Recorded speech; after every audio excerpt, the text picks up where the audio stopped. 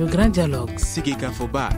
Edewani wa Makaran. Le grand dialogue de l'émission de débat du studio Tamani sur votre radio. Chenni Beri. Halud Mauni. Chenni Beri. Sigika Foba. Le grand dialogue. Mesdames et messieurs, bonsoir. Au menu du grand dialogue de ce jeudi, l'enfance au Mali, ou du moins les difficultés que celle-ci rencontre.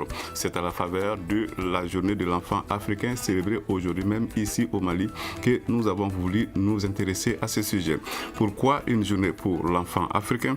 Comment se porte aujourd'hui l'enfance au Mali? Les tests qui visent à protéger les enfants sont-ils réellement respectés? Ce sont là quelques-unes des questions que nous allons adresser à nos invités. Nos invités qui sont Fadimata Sangaré, elle est la présidente du Parlement des enfants, Dominique Kwame de l'IRC, c'est donc International Rescue Committee, le comité international de sauvetage, c'est en français, et Ibrahim Alassane Sissé, le chef de la section législation de la division de la promotion de l'enfant. À la présentation, Seydou Fomba. Le grand dialogue. Auditrices, auditeurs, bienvenue. Je vous le disais, le Mali célèbre aujourd'hui même la journée de l'enfant africain. Pourquoi une telle journée n'en est-elle pas simplement une journée de plus? Je pose la question en premier lieu à vous, Fadimata Sangaré, vous qui êtes la présidente du Parlement des enfants. D'accord. Bonjour à tous et à toutes.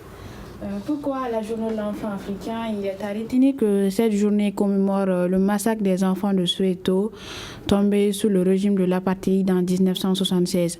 Donc cette journée vraiment permet aux enfants de faire part de leurs problèmes en général, de faire des séances de sensibilisation, de plaidoyer et d'information.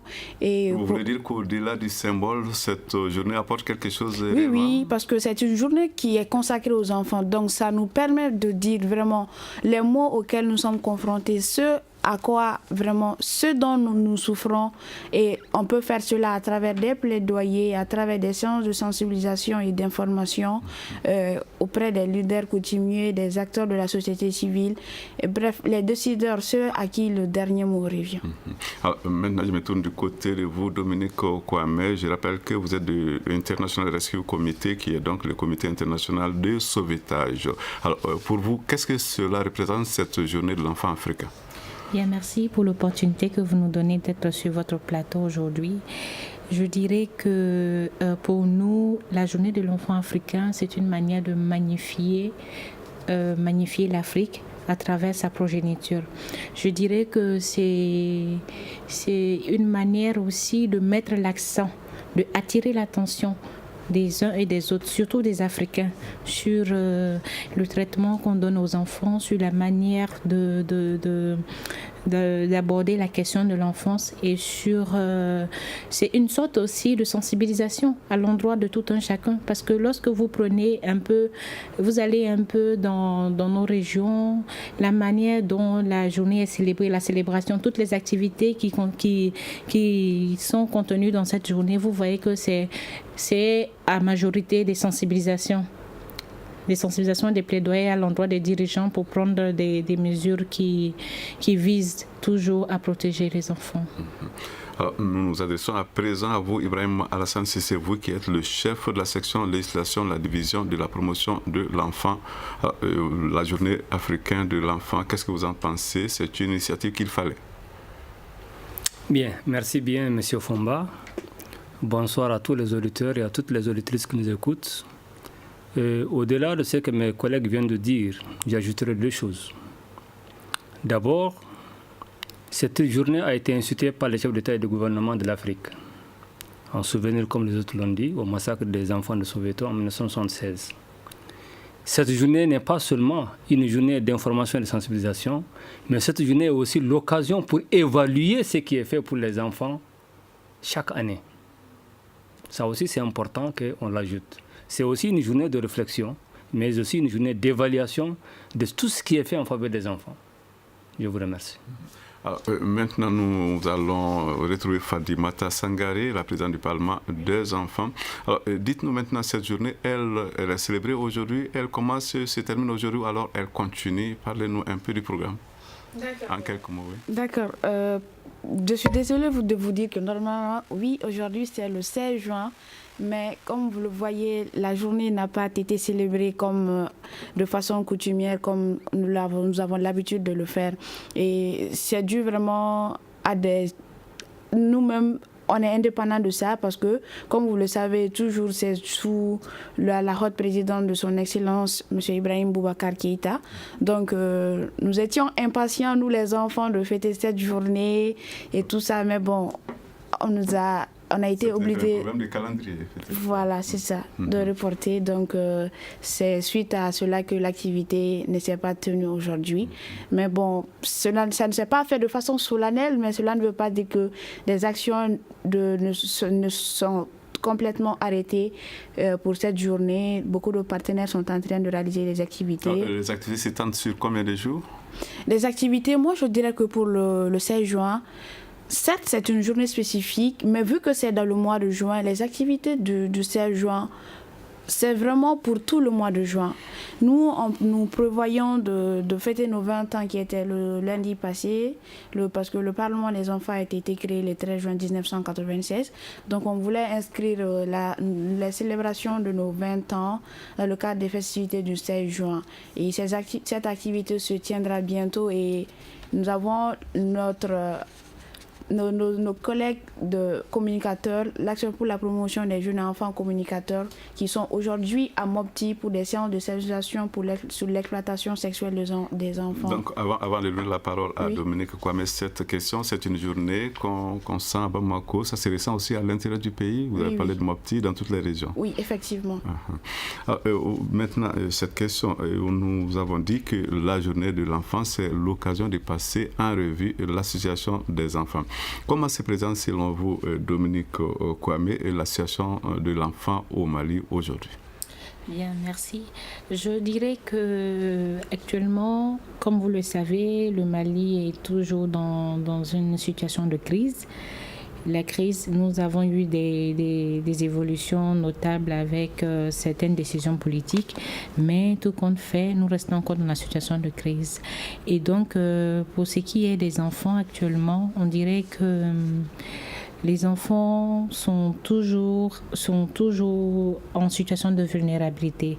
Pas tous les enfants, mais nous avons des cas de vulnérabilité, soit dus à des besoins alimentaires. Pour ce qu'on sait, il y a eu la crise alimentaire au niveau du Mali.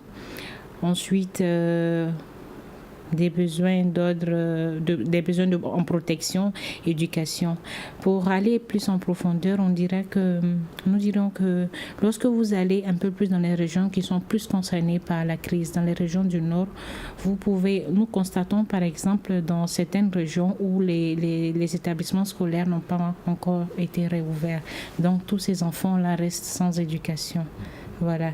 Avec les différents partenaires sur le terrain, on essaie de combler ce vide-là avec nos actions, nos interventions, nos stratégies. Mais il faut dire qu'au jour d'aujourd'hui, il existe des besoins en termes de protection, d'éducation, de santé même au niveau du Mali. Alors, Ibrahim Alassane Cissé. Oui, bien, par rapport aux activités pour le 16 juin. Je rappelle que au niveau de Bamako, il y a une commission nationale qui est mise en place, qui est pilotée par la Direction nationale de l'enfant et de la famille. Et au cours de ces réunions préparatoires du 16 juin, généralement, nous demandons aux partenaires d'amener leurs activités qu'on va insérer dans un programme national. Et c'est le même processus qui se répète au niveau des régions.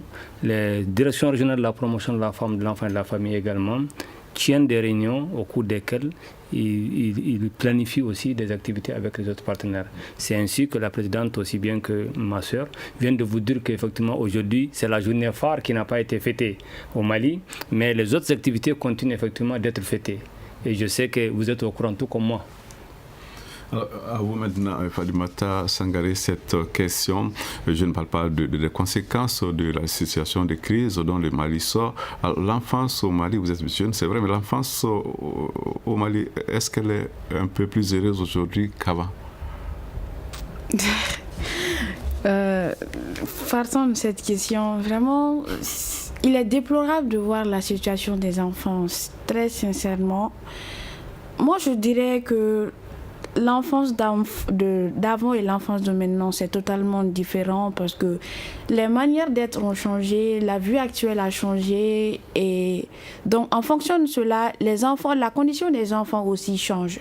Et si pour prendre des décisions, on ne met pas l'enfant au cœur de ces décisions-là, c'est sûr que les enfants souffrent parce qu'ils sont les plus sensibles. Vous voulez dire que c'est plus dur pour les enfants aujourd'hui qu'hier? Oui. C'est plus dur pour les enfants d'aujourd'hui plus qu'hier. Les enfants, ils ont faim. Les enfants ne sont pas protégés. Les enfants quittent d'une région, sinon d'une localité pour une autre pour un meilleur vivre. Et quand ils vont quitter là-bas, c'est sûr qu'ils vont arriver à destination. Est-ce que ces enfants sont suivis? Ces enfants qui quittent des kilomètres et des kilomètres pour arriver à l'école, déjà, ils seront découragés. Il y en a qui ne continuent pas leur scolarité. Ils seront découragés, ils vont pas vouloir continuer. Même ceux-là qui continuent, arriver à l'école, il n'y a pas de cantine pour manger. Et tout ça, c'est un problème. Mais autrefois, il y avait de la solidarité, il y avait tout ça. Mais aujourd'hui, on est à un stade où on veut l'essentiel, mais on ne fait pas l'essentiel. Donc, du coup, les enfants, on dit qu'on est là pour les enfants, mais pour des actions, on parle, mais on laisse les enfants. Ils ne parlent pas. Qui est mieux placé pour parler des enfants sans eux-mêmes? Donc là, on voit que la chose, vraiment, elle n'est pas effective et vraiment, il y a un manque qui est là, il y a un fossé qui est là. Vous voulez dire qu'il arrive qu'on agisse plutôt au nom des enfants, oui, sans les impliquer eux-mêmes? Oui, qu'on agisse au nom des enfants. Si vraiment les enfants sont dans le besoin, on peut certes aider les enfants à exprimer leurs besoins, mais on ne doit pas être là pour parler au nom des enfants, pour parler du mot des enfants à leur place. Non, parce qu'ils sont les mieux placés pour savoir vraiment la situation dans laquelle ils sont et ils sont les mieux à pouvoir s'exprimer sur ça. Dominique Kwame, on le sait bien, les enfants ont subi quand même les effets de la crise, mais il n'y a pas que cela. Il y a beaucoup de problèmes auxquels les enfants du Mali sont confrontés. Il y a beaucoup de formes quand même d'exploitation. Il y a aussi le mariage forcé qui est toujours une réalité malheureusement. Dominique. Oui, merci. Je dirais que au Mali, comme un peu partout, pour ce qui concerne les problèmes de protection, nous avons plusieurs types, comme vous l'avez dit. Nous avons des violences, nous avons les négligences, nous avons les abus physiques et émotionnels. Nous avons, vous avez parlé d'exploitation, etc. Pour parler de mariage forcé, il faut dire que c'est une forme de violence qui est assez difficile à traiter parce qu'elle pointe du doigt aussi les traditions. Voilà. Et cette forme de violence-là est une difficulté parfois aussi pour nous en tant qu'organisation dans nos actions parce que vous trouverez dans des communautés où c'est normal qu'une fille par exemple se marie à l'âge de 16 ans. Alors que selon les dispositions au niveau international, lorsque l'enfant n'a pas atteint la majorité, il n'est pas en âge de se marier. Donc souvent nous butons sur ce fait-là. C'est un peu difficile d'aborder cette question, surtout à cause des pesanteurs socio-culturelles au Mali. Voilà. Studio Tamani, il sera 17h30 dans moins d'une minute. La suite de ce débat dans un instant. Vous écoutez Studio Tamani, votre avis nous intéresse. Écrivez vos commentaires et suggestions sur la page Facebook et dialoguez avec nous. Studio Tamani, c'est aussi les réseaux sociaux. La journée de l'enfant africain, c'est de ce sujet que nous traitons en mettant l'accent sur la situation de l'enfance au Mali. Nous le faisons avec 3 invités. Fatoumata Sangaré, qui est la présidente du Parlement des enfants. Dominique Kwame, qui est du Comité international de sauvetage, c'est en français. Ibrahim Alassane Sissé, le chef de la section législation, la division de la promotion de l'enfant. Alors, nous avons donc entendu Dominique se prononcer sur la situation des enfants au Mali. À présent, nous allons nous tourner du côté d'Ibrahim Alassane Sissé. Ibrahim, on l'a dit, il y a beaucoup de situations difficiles pour les enfants, l'exploitation, il y en a les mariages précoces qui restent un problème. Est-ce qu'on ne peut pas dire qu'il y a là une contradiction, un déphasage entre les textes existent bien, et la coutume? Bien, merci bien. Moi, d'abord, je vais revenir par rapport à la situation des enfants. J'avoue que l'État et ses partenaires ont beaucoup fait, mais l'arbre ne doit pas cacher la forêt. Ça veut dire qu'il reste aussi beaucoup à faire. Vous voyez, surtout la crise que le Mali a connue en 2012, et nous continuons de vivre encore les conséquences de cette crise-là. Et c'est pour cela que certainement la présidente du Parlement des enfants est en train de dire que les enfants souffrent beaucoup plus. C'est vrai, les enfants aujourd'hui, ils ont besoin de manger. Les enfants ont besoin d'être soignés. Les enfants ont besoin d'être protégés. Les enfants ont besoin d'être scolarisés. Les enfants, aujourd'hui, ils sont victimes de traite. Ils sont victimes d'abus, de violences, d'exploitation. Bref, aujourd'hui, c'est vrai que le pays, le gouvernement et ses partenaires ont beaucoup fait, mais il reste beaucoup à faire. Ça, c'est un premier aspect. L'autre aspect maintenant par rapport à votre question, s'il vous plaît, rappelez-moi la question. Je disais qu'on a l'impression quelquefois que les textes et la réalité sont là. Oui, par rapport aux textes, je dis qu'effectivement il y a un problème. Parce que le Mali a ratifié beaucoup de conventions, notamment la Convention relative aux droits de l'enfant. Le Mali a ratifié la Charte africaine des droits et du bien-être de l'enfant et autres textes. Vous voyez. Mais il se trouve que même notre propre législation nationale est aujourd'hui contraire à la ratification de ces instruments-là. Parce que le code de protection, le code des personnes et de la famille, aujourd'hui, précise que la fille peut être mariée à 16 ans. Alors qu'on est enfant au Mali jusqu'à... Précisez, vous parlez de quel code? Le code de la personne et des personnes et de la famille du Mali. Une législation nationale. Oui. C'est un code du Mali qui a été adopté en décembre 2011. Vous voyez? Donc, dans ce code-là, on précise qu'à 16 ans, on peut faire marier la fille et 21 ans pour le garçon. Et alors que nous avons ratifié des conventions comme la Convention relative aux droits de l'enfant, nous avons ratifié la Charte africaine des droits et du bien-être de l'enfant et autres textes. Et nous-mêmes, nous disons que dans le code de protection de l'enfant que le Mali a adopté, effectivement, on dit que l'enfant, c'est tout être humain âgé de 0 à 18 ans. Ça veut dire que même quand vous prenez pour qu'un enfant un individu ait une carte d'identité nationale au Mali, il faut qu'il ait 18 ans. Pour qu'on soit appelé sous le drapeau au Mali, il faut qu'il ait 18 ans. Ça veut dire que c'est un âge, ça c'est l'âge minimum qu'on veut accorder à l'individu pour qu'il puisse être en tout cas très productif. Alors, au niveau des textes, on voit bien qu'il y a un problème. Mais au-delà des textes aussi, ce débat, au moins, il existe ici, dans les grandes villes. Le débat est en cours ici à Bamako. Mais j'ai l'impression que ce débat est inexistant quand même dans beaucoup de localités à l'intérieur du pays. Il n'est pas question qu'on limite pour l'instant. On n'y pense même pas, si je ne me trompe pas, Fatoumata Sangaré. Quand tu vas dans les localités, en campagne, le monde rural, est-ce que c'est un problème qui a même posé l'âge des enfants, les mariages précoces? Est-ce qu'on en parle là-bas? Si, on en parle et je dirais que c'est là-bas même que c'est fréquent, hein? Oui. C'est fréquent, mais est-ce qu'on a conscience du fait que c'est un problème, ça constitue un problème quand vous allez à l'intérieur, dans les petites localités? Autrefois, non, mais maintenant, on peut dire, même si ce n'est pas de façon totale, mais on peut dire qu'il y a une amélioration comparativement à autrefois. Parce que maintenant, on a fait un problème majeur, un problème capital. Donc, on cesse d'en parler. Et je crois que même dans cette année, ça figure dans l'une de nos activités pour notre mandat biennal. Donc, c'est des combats vraiment qu'il faut. Donc, il faut vraiment du courage, il faut vraiment être serein, il faut vraiment être dur pour pouvoir les mener à long terme, parce que une ou deux sensibilisations ne peut pas faire changer les choses, sinon même, donc il faut en faire plusieurs. Tu vas rencontrer des personnes vraiment qui vont vouloir te rendre la vie difficile, mais c'est une cause noble, parce que beaucoup d'enfants, le mariage forcé sinon précoce, bon, c'est différent, hein. Ça a beaucoup de conséquences. Donc, je crois que c'est des arguments solides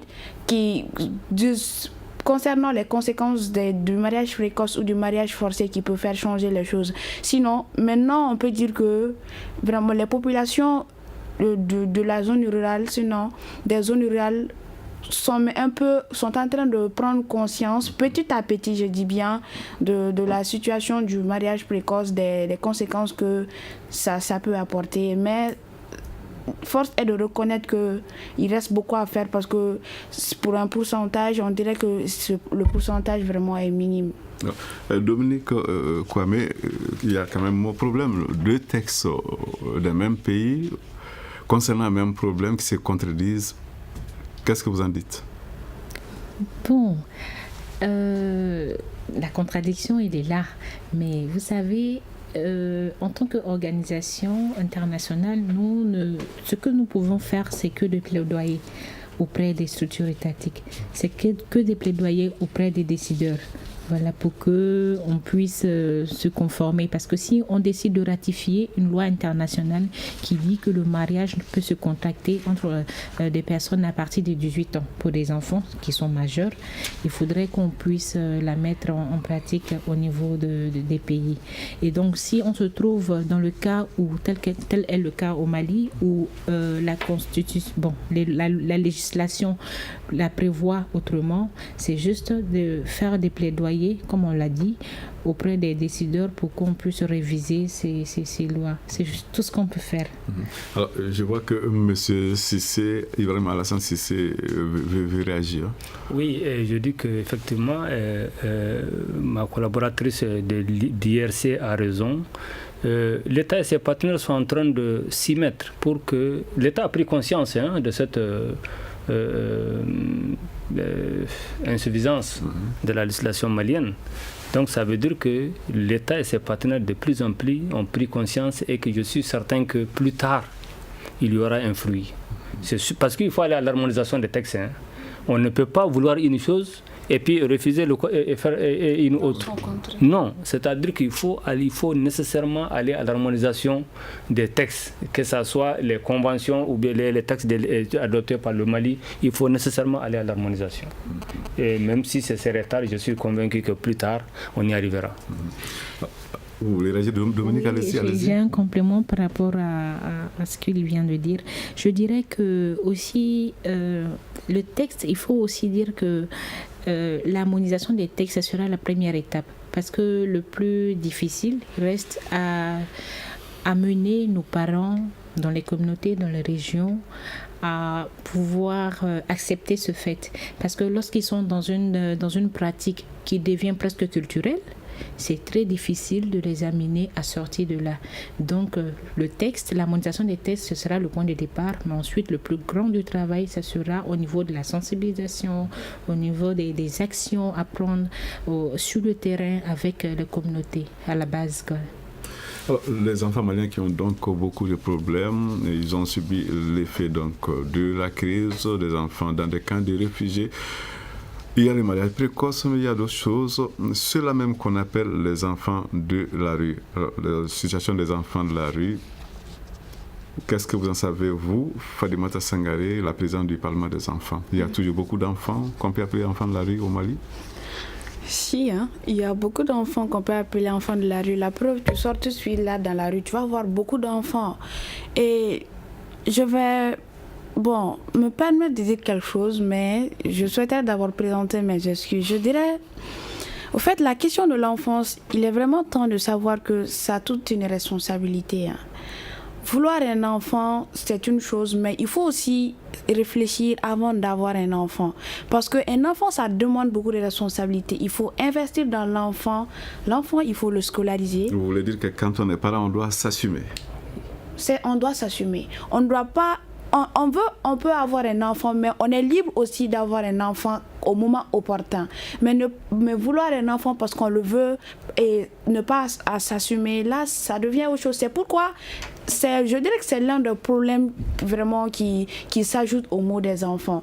Si toutefois chacun était vraiment conscient du fait que avoir un enfant demande de grandes responsabilités, et là on allait réfléchir 1000 fois avant d'avoir beaucoup d'enfants, et parce qu'on allait dire que oui, si il faut que j'ai un enfant, je dois le scolariser, je dois l'habiller, je dois le soigner, je dois le protéger, je dois beaucoup d'affection à l'égard de cet enfant là.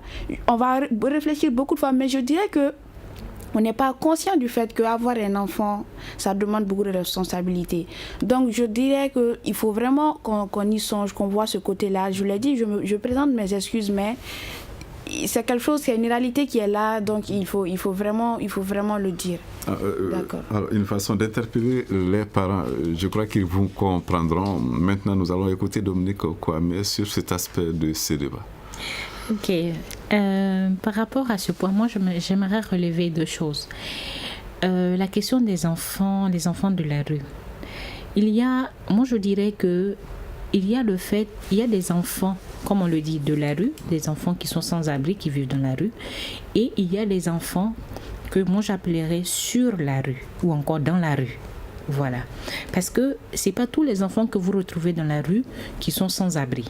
Il y en a qui ont leurs parents tout, mais qui se retrouvent dans la rue pendant les journées en train de mendier, en train de faire ceci, en train de faire cela. Voilà. Une fois de plus, ça touche le problème de l'éducation. Voilà. Parce que si l'enfant se retrouve, c'est parce que l'enfant n'est pas scolarisé, l'enfant n'est pas à l'école, qui se retrouve dans la rue, qui se retrouve en train de mendier, en train de faire ceci, de faire cela. Voilà, ça c'est le cas des enfants qu'on retrouve sur la rue. Donc il faut toucher le problème de l'éducation. Il faudrait qu'on puisse prendre les dispositions pour que chaque enfant ait au moins droit à l'éducation jusqu'à un certain niveau. Ça c'est important. Ibrahim Alassane Cissé. Bien, moi je dis qu'effectivement, comme elle le dit, il y a des enfants dans la rue. Il y a des enfants dans la rue. Enfant dans la rue, ça veut dire que c'est celui qui passe plus son temps et qui vit dans la rue. Enfant de la rue, ça veut dire simplement enfant dans la rue, c'est-à-dire qu'il fait moins de temps. Il a un moment il est dans la rue, et un autre moment il rejoint son domicile. Maintenant, enfant de la rue, c'est celui qui vit permanemment dans la rue. Il mange, il dort. Tout ce qu'il fait, c'est dans la rue. Maintenant, comme elle le dit, effectivement, c'est des responsabilités qu'il faut engager ici. L'État a beaucoup fait, et l'État et ses partenaires vont continuer à faire. Mais il faut également un accompagnement des parents d'enfants. Un accompagnement de l'État aussi. Parce que moi, souvent, vous savez, cette mendicité-là, elle est condamnée par notre code pénal. Elle est interdite par notre code pénal. Mais on n'applique pas. Elle est condamnée par notre code pénal. Le code pénal du Mali. Mais il se trouve que, je ne sais pas comment ça arrive, les enfants, tout le monde les voit dans la rue, ils sont dans la rue, ils sont de la rue, mais tout le monde ferme les yeux. L'État et notamment le développement social, le ministère de la promotion de la femme, autres partenaires des ONG qui sont dans le domaine, mais toujours on continue de vivre la même situation dans la rue. Ils vivent justement des conditions si difficiles qui peuvent faire de sorte qu'ils peuvent être des potentiels délinquants, non? Oui, parce que souvent, nous pensons que même les parents ont une large part. Parce qu'un enfant aujourd'hui, tout enfant a un père, a une mère. Et tout enfant a des droits qu'il faut préserver. Le parent est le premier responsable de l'enfant. La famille, la cellule familiale est le premier niveau d'éducation et de vie de l'enfant. Mais si cette famille, si les membres de cette famille n'arrivent pas à gérer l'enfant, d'éduquer correctement l'enfant, de le mettre à l'école, de le soigner, de le faire manger, c'est un problème. Mais je crois que les enfants aussi ne viennent pas toujours dans la rue parce qu'il n'y a pas à manger, parce qu'il y a ça aussi. Peut-être qu'il y a autre chose qu'on cherche. Vous voulez dire que ce n'est pas forcément par la faute des parents qui quittent? Bon, je ne peux pas dire que c'est par la faute des parents qu'ils quittent. Il y en a qui c'est par la faute des parents. Mais par contre, d'autres aussi interdisent à leurs enfants de partir, mais ils continuent de partir. C'est parce qu'il y a des cas comme ça. La suite de ce débat dans un instant. Une réaction, Un avis, Un commentaire. réagissez sur la page Facebook de Studio Tamani et restez connectés avec nous. Studio Tamani sur les réseaux sociaux pour vous faire entendre. L'enfance au Mali, nous en parlons à la faveur de la journée de l'enfant africain. Alors, nous avons évoqué tout à l'heure le cas des enfants qu'on appelle enfants de la rue, mais il y a quand même une autre catégorie, peut-être que les deux peuvent se rejoindre quelque part, mais il y a les enfants coraniques, les talibés. Là aussi, Dominique Kwame, je crois que ça pose problème. Oui, voilà une fois de plus une question qui est assez aussi sensible. Comme on le dit, les enfants talibés, les enfants coraniques, ce sont des enfants qui vivent avec le maître coranique, généralement, qui ne sont pas avec les parents biologiques. Voilà. Et donc, ces enfants-là sont dans la rue en train de mendier. Ils mendient, ils envoient l'argent, je pense, au maître coranique, etc. Ça, c'est une question qui est assez difficile aussi parce qu'elle touche à la religion. Voilà. Et quand vous vous retrouvez dans un contexte où la religion, bon, je vais aller un peu plus en profondeur, je m'excuse, où la religion musulmane, on est dans un contexte au Mali où la population a majorité musulmane. Et donc, c'est vraiment difficile d'aborder ce genre de questions. On vous dira, le maître coranique vous dira, par exemple, que ça fait partie de la formation qu'il donne aux enfants, de les envoyer au coin de rue pour mendier, etc. Alors que c'est vraiment pas pour un enfant. C'est d'abord les enfants dans la rue sont exposés à des violences, sont exposés à des risques de protection, à des facteurs de risque de protection. Voilà. Donc c'est vraiment pas adapté pour les enfants. Et donc ce que nous pouvons faire en tant qu'organisation, c'est de mener des actions dans ce sens. Mais le souci aussi que nous avons souvent, c'est que les parents de ces enfants-là ne sont pas connus. Ils ont juste comme répondant le maître coranique. Et donc, comment arriver à faire comprendre au maître coranique que c'est pas la place des enfants dans la rue, voilà ceci, alors qu'il est dans toute une idéologie, dans toute une pratique qui pour lui s'inscrit dans la religion. Et donc ça c'est un peu compliqué. Fatimata Sangare. Merci beaucoup. Je souhaiterais intervenir par rapport à cette problématique. Les enfants mendiants, les enfants coraniques. Aujourd'hui, on est à un stade où tout le monde se cache derrière la religion pour faire tout. Quoi qu'on dise, quoi qu'on fasse, on dit que c'est la religion.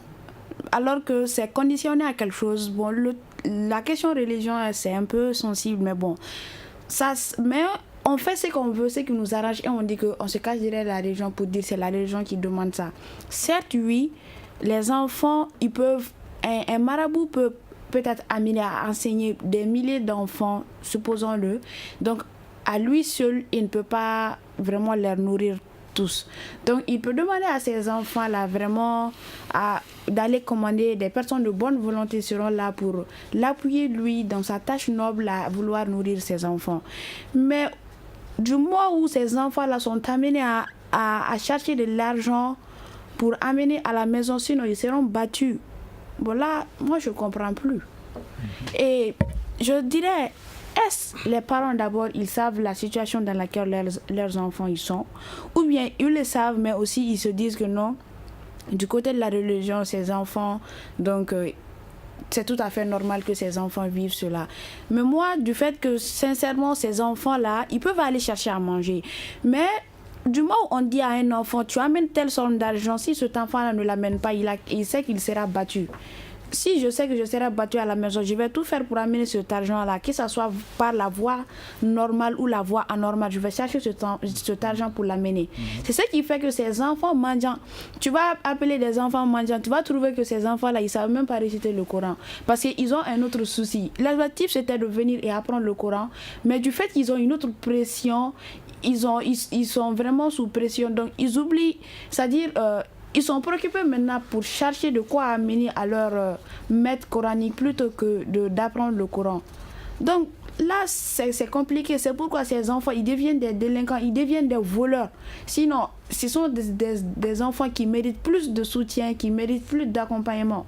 Mais la situation fait que ces enfants, ils perdent toute leur éducation. Même ceux-là, ils vont vraiment dans la délinquance.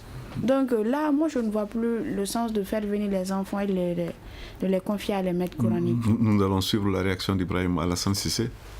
Bien, merci. En fait, comme les autres viennent de le dire, c'est un sujet très très sensible. Mais moi, je crois que le constat est clair. C'est que nous regardons les enfants sur les artères devant les portes, plus de temps devant ces artères et ces portes que dans un temps d'apprentissage. On ne peut pas dire qu'ils n'apprennent pas, mais en tout cas, le constat est clair. Ils perdent plus de temps au dehors qu'au lieu de l'apprentissage. Je crois que ce qu'il est aujourd'hui, chacun de nous a pris conscience et aujourd'hui, l'État et ses partenaires, tout le monde a pris conscience, les parents, tout le monde, les marabouts, tout le monde. Mais moi, je crois qu'il faut aller à une réorganisation de ce secteur.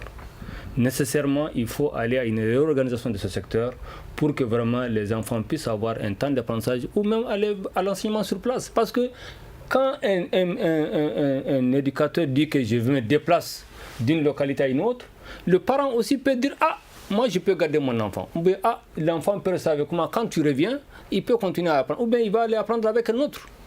Et on n'est pas obligé de faire accompagner l'enfant par celui qui voyage. Hein. Ça aussi c'est clair. Alors, nous avons parlé de beaucoup de problèmes, mais vous le savez autant que moi qu'il y a assez de violences aussi quand même au Mali, et particulièrement à la partie nord du pays. Alors, les enfants dans cette situation, c'est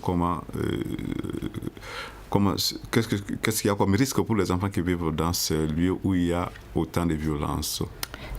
Par rapport au risque de protection, Kwame, oui. Par rapport au risque de protection au nord Mali, et généralement un peu partout, mais plus dans les périodes où les plus concernés par la crise, on dira qu'il y a plusieurs types de facteurs de risque pour ces enfants, des risques de protection. Il y a aussi un grand risque actuellement qui est traité aussi par des organisations, c'est les risques liés au reste des explosifs et des mines. Voilà. Dans les régions comme Kidal, et ces alentours, c'est des risques qui sont réels pour les enfants. Voilà. Donc il y a des sensibilisations qui sont faites au niveau de notre organisation, IRC aussi. Dans nos activités au niveau communautaire, nous abordons ce genre de sujet. Au-delà de ça, nous avons le problème de recrutement des enfants dans les groupes armés. Voilà. De nos jours, si vous avez suivi un peu, comme vous avez suivi aussi un peu l'actualité, vous avez vu que dans pratiquement toutes les attaques que nous avons eues, attaques terroristes que nous avons eues un peu partout dans les pays, les personnes, les kamikazes, les personnes qui sont venues, c'était toujours, quand vous les voyez, c'est toujours des jeunes adolescents. Ils vont au-delà on peut les situer entre 18 et 20 ans, plus de 21 ans. Voilà. C'est dire que les situations de vulnérabilité sont récupérées par certains acteurs pour mener certaines actions. Donc vous trouvez un enfant qui est dans une situation de vulnérabilité, il est facilement recruté par des groupes armés et utilisé pour le terrorisme et autres actes. Voilà, donc ça aussi, ce sont des risques. Au-delà de ça, nous avons des risques de protection que nous avons l'habitude de voir, tels que les violences, les exploitations, le travail des enfants, la déscolarisation. Mais la déscolarisation, c'est dû au mouvement des déplacements, dû à la crise, c'est dû aussi au fait que les écoles n'ont pas réouvert dans certaines localités, etc. Donc c'est là les risques de protection pour les enfants. En d'autres termes, il s'agit certainement de ce qu'on appelle aujourd'hui radicalisation. Il y a donc beaucoup de risques à ce niveau, n'est-ce pas, Fadima Sangaré, la présence du Parlement des enfants. Les enfants sont assez exposés par rapport à ces phénomènes, non? Ce qu'on appelle aujourd'hui de radicalisation.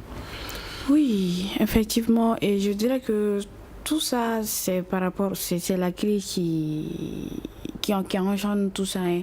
Les enfants, ils sont exposés à cela. Et donc, c'est vraiment difficile. C'est difficile parce que dans ces périodes de crise-là, chacun cherche à se sauver. Et comme je l'ai dit, très généralement, les enfants ne sont pas au cœur des prises de décision. Et je dirais que très généralement, c'est ça qui amène ces genres de problèmes.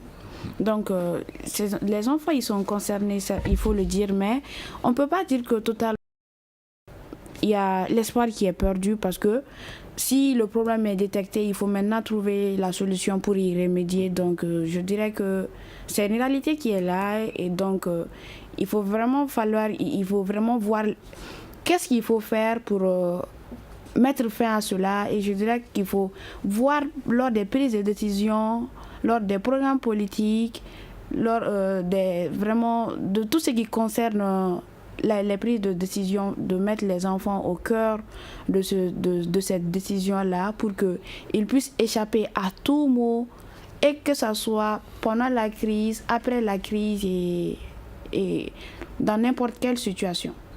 Voilà. Alors, vous dites-nous à présent, Ibrahim Alassane Sissé, vous qui êtes le chef de la section de l'éducation de la division de la promotion de l'enfant, face à cette menace qui constitue aujourd'hui le radicalisme religieux, ne doit-on pas vraiment faire quelque chose ici au Mali?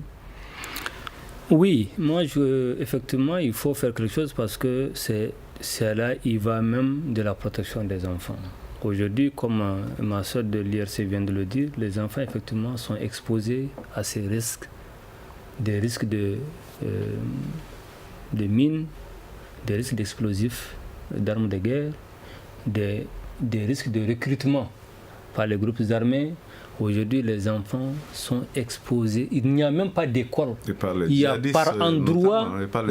Oui, par endroit, aujourd'hui, il n'y a même pas d'école. Par endroit, il n'y a même pas de services de santé. Et il faut dire qu'il n'y a même pas d'eau. Ça, c'est des risques auxquels les enfants et toutes les populations du Nord sont exposées. Et comme vous le dites, je crois qu'aujourd'hui, il faut que l'État et ses partenaires s'y mettent. Mais il faut dire aussi que, parce que tant qu'il n'y a pas la sécurité, ça ne peut pas bouger. Ça ne peut pas bouger. Il faut que les populations prennent conscience que tant qu'il n'y a pas un temps de paix, on ne peut pas en tout cas bénéficier de tous les droits, ou les enfants ne pourront pas jouir de tous leurs droits. Alors, qu'est-ce qu'il faut faire de façon prioritaire pour que l'enfance aille mieux? Je pose à vous en premier lieu, et Dominique Kwame, je vous pose la question. Je dirais que par rapport à cette question, ce qu'il faut faire, c'est, comme le collègue l'a dit, c'est d'abord la paix. Voilà, il faut qu'on puisse avancer vers la paix, parce qu'une crise n'est jamais favorable aux communautés et donc aux personnes les plus vulnérables, dont les enfants. Maintenant, en situation de crise, ce que nous faisons en tant qu'organisation, ce sont des interventions. Pour ce qui concerne IRC, nous avons depuis le début de la crise, parce qu'IRC est là depuis 2012 au Mali. Donc depuis le début de la crise, nous avons mené des interventions dans les domaines de l'eau, l'hygiène, l'assainissement. Nous avons travaillé à la réouverture de certains établissements scolaires en termes par rapport à notre programme éducation. Nous avons appuyé la formation professionnelle des enseignants. Nous avons aussi appuyé en matériel didactique pour les enfants. Ça, c'est au niveau de l'éducation. Pour ce qui concerne la protection, nous avons mené aussi des actions en appuyant. Nous avons initié un programme qui vise à appuyer les enfants et les jeunes adolescents, parce que chez nous on parle d'enfants et jeunes adolescents qui va de 16 jusqu'à 22 ans. Voilà, nous les avons appuyés à travers des moyens de subsistance et développement des activités génératrices de revenus, telles qu'on appelle couramment les AGR. Voilà, donc toutes ces actions-là, nous les avons menées dans l'objectif de réduire les risques de protection. Voilà. Donc maintenant je crois qu'on va demander à Fadima Sangaré, la présidente du Parlement des enfants, de prononcer le mot de la fin. D'accord, merci. L'autre jour, permettez-moi de vous dire que nous avons eu à rencontrer les enfants du centre de Sikoroni, et le responsable nous a laissé un message et dont je vais vraiment m'en vouloir si je quittais vraiment cette salle 100% de le dire. Il dit, depuis qu'eux sont là, pourquoi le ministre de la promotion de la femme, de l'enfant et de la famille n'est pas venu les rencontrer, et pourtant ils sont là pour eux? Pourquoi le ministère de la solidarité, de l'action humanitaire et de la reconstruction du Nord n'est pas venu vraiment les voir. Ils sont là pour eux, mais ils ne savent vraiment pas la situation dans laquelle ils sont. Ça, c'est le message qui m'a demandé de transmettre à leur nom. Ce que moi je demande surtout, c'est que beaucoup d'efforts sont consentis pour la cause des enfants, mais travaillons en synergie d'action, donnons-nous la main. Voilà, ça veut dire qu'il reste du boulot à faire. C'est tout pour cette émission. Oui. On se retrouve donc demain. Merci. Le grand dialogue. Le grand dialogue de l'émission de débat du Studio Tamani sur votre radio.